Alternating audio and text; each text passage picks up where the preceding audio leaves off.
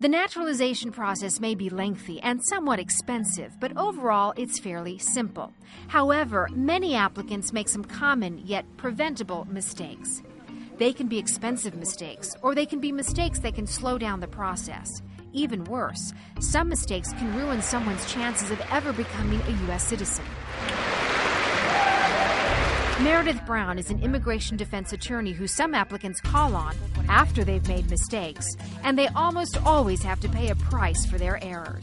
I've seen immigrants lose upwards of $20,000. Normally it's roughly around $5,000 to $10,000. She says that people who complete their own applications may be unaware of the ramifications of fudging a little here or there. It's very important to tell the truth, and I think sometimes people maybe gloss over some points. For example, lying about an old arrest or not consulting with an attorney about a criminal history.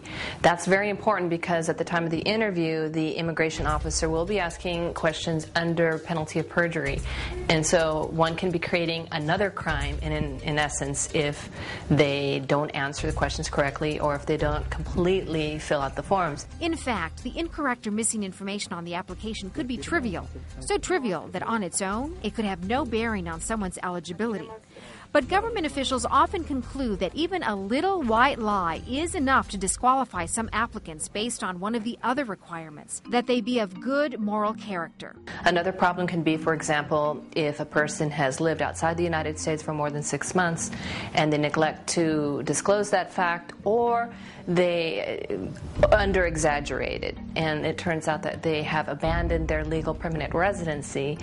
Thus, that can actually get a person into removal proceedings before an immigration judge. Brown says she'd rather work with the applicants before they make potentially devastating or expensive mistakes. She cautions people to make sure that the lawyer or agency they turn to for legal advice actually knows naturalization law.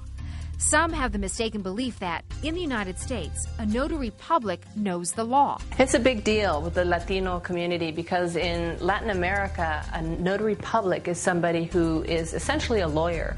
It involves a process where a person has to go to the university, they have to take exams, and it's a very serious title, whereas here in the United States, notary publics are very important. They basically seal documents, they make sure that one's identity is more or less correct when one is signing an important document, but that's basically it. There are even more potential problems, Brown says, when people apply online. When applicants don't get an immediate response from a slow computer, they often make the mistake of sending in 2 applications. Even worse, it's easy to send in 2 credit card payments without even knowing it. Or suppose they carelessly select something by mistake. They can inadvertently click on something that really doesn't apply to them, thus calling attention to their case. Then also the opposite, they can not fill it out correctly, and then at the time of the interview run into problems with the adjudicating officer. So it's really best to do things in writing. I prefer to do things with a hard copy.